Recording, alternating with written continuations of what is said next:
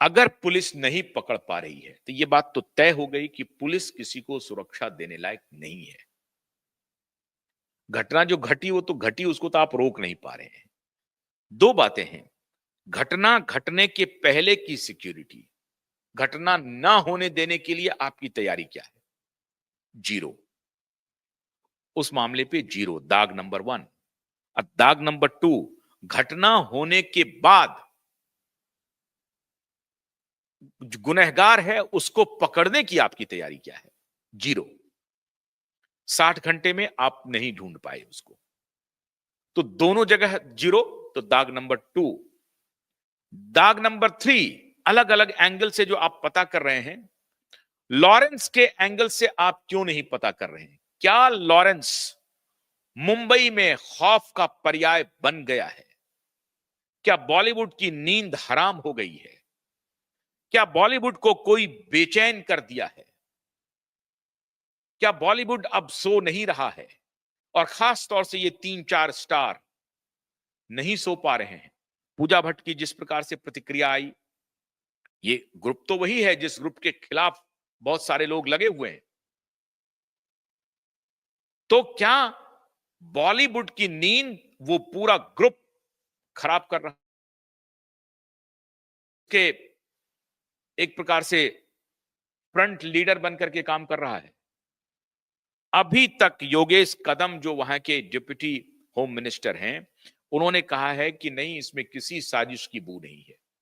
अरे बाबा, अगर किसी साजिश की बू नहीं है तो आपने अभी तक इसको गिरफ्तार क्यों नहीं किया है? मामूली चोर को भी गिरफ्तार नहीं कर रहे हैं आप। अच्छा, पुलिस बड़ी आसानी से ये कह देते हैं, बड़ी बड़ी आसानी से कह देते हैं कि वो मैंने जो भी इस इलाके में चोरी करता, अरे इस इलाके में जो चोरी करता है इसका मतलब पुलिस को मालूम है कौन चोरी कर रहा है, कहां चोरी कर रहा है। आपकी देखरेख में चोरी हो रही है। आप ये कैसे कह सकते हैं कि चोरी को रोकना मुश्किल है? रोका जा सकता है, चोरी को साफ साफ रोका जा सकता है चोरी को। आप चोरी नहीं रोक पा रहे हैं, सच्चाई यही है। और आज वो लोग मुंबई में कह रहे हैं कि मुंबई में लगातार हमले हो रहे हैं, लगातार ये हो रहे हैं। क्या ये दहशत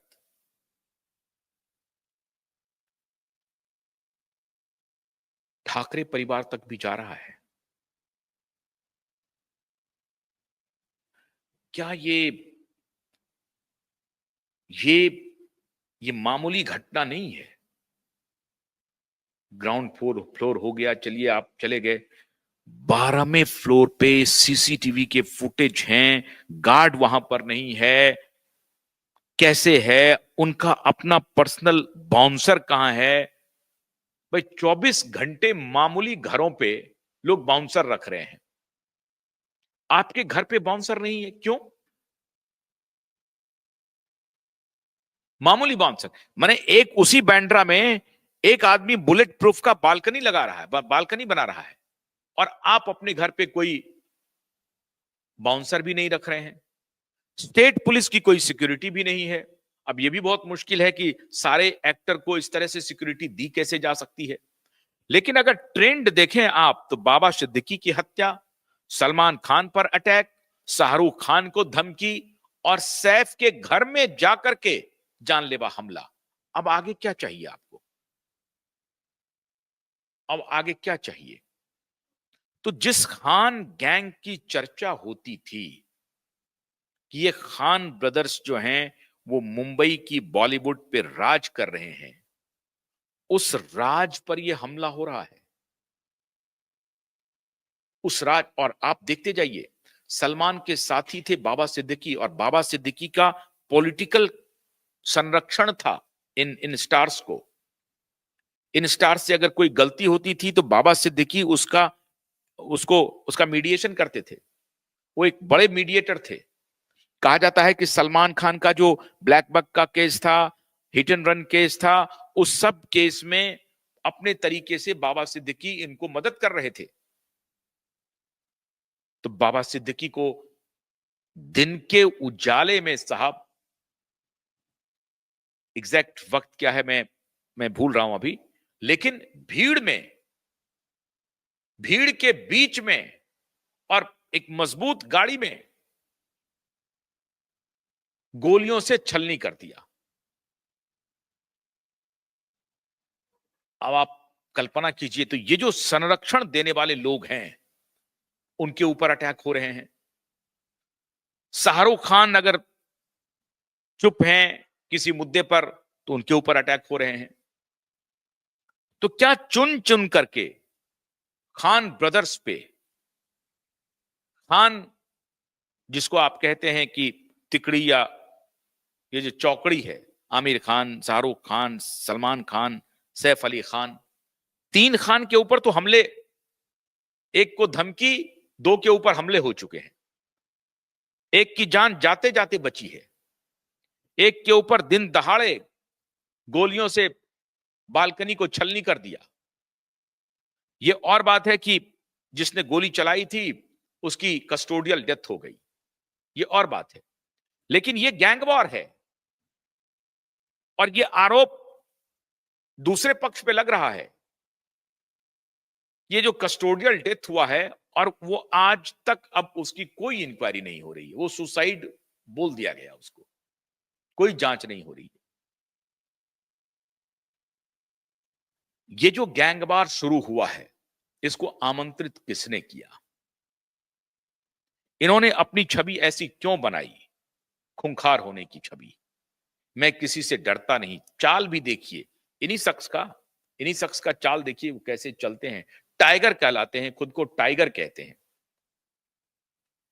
कहां तो दिलीप कुमार, कहां तो बलराज साहनी, कहां तो देवानंद, कहां तो राज कपूर, और कहां ये टपोरी, जिनको ये अपने सफलता को पचा नहीं पा रहे हैं। शुरू में ऐसे नहीं थे, शुरू में एक नॉविस एक्टर थे, अपनी एक्टिंग करते थे, उससे पैसे कमाते थे।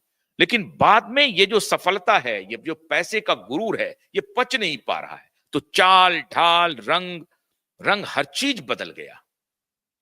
क्या ये लोगों के मन में घृणा का माहौल बना रहा है?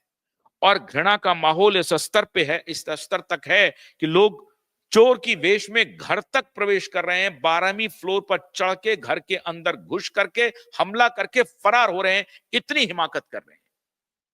क्या ये उसका प्रतिफल है? क्या इस पर जांच नहीं होनी चाहिए? क्या बॉलीवुड को अपने कृतित्व पर दोबारा ध्यान नहीं देना चाहिए? क्या बॉलीवुड को यह ध्यान नहीं देना चाहिए कि अभी जो सॉलिडेरिटी शो कर रहे हो, ये सॉलिडेरिटी अगर तुम सुशांत की हत्या के ऊपर शो कर रहे होते, तो आज ये स्थिति नहीं होती। उस वक्त मौन थे, सब चुप थे, सारे लोग चुप थे। आज ट्विटर वॉर चल रहा है। क्यों चल रहा है? 8 जून को ही तुम लोग खड़े हो जाते, एक अबला बेटी की सुसाइड हुई है, या एक्सीडेंट हुआ है, या ब्रूटल मर्डर हुआ है रेप के बाद, उस वक्त भी वो तो तुम सबकी मैनेजर थी, वो तो एक कंपनी के लिए काम करती थी, सबके लिए भलाई सोचती थी, भलाई करती थी। उस वक्त कहां चुप थे? तो ये इस हाथ करिए और इस हाथ पाइए। मुझे बड़े दुख के साथ ये कहना पड़ रहा है, ये घटनाएं जो हो रही हैं, इन घटनाओं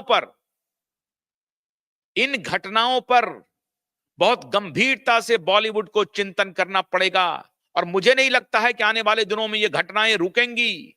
जिस प्रकार से ये गैंगवॉर शुरू हुआ है, ये घटनाएं रुकेंगी नहीं, ये घटनाएं बढ़ेंगी। लॉरेंस बिश्नोई कहता है बार बार कि मैं सलमान को मारूंगा। उनके गैंग के लोग खुलेआम कह रहे हैं कि मैं तो जेल में हूं, मुझे क्या है, लेकिन मैं तो मारूंगा। जब तक माफी नहीं मांगेगा, मैं मारूंगा। उसके बाद शाहरुख खान तो साहब ब्लैक बग केस में नहीं थे, लेकिन शाहरुख खान के भी ऊपर हमले हो गए। क्या पूरी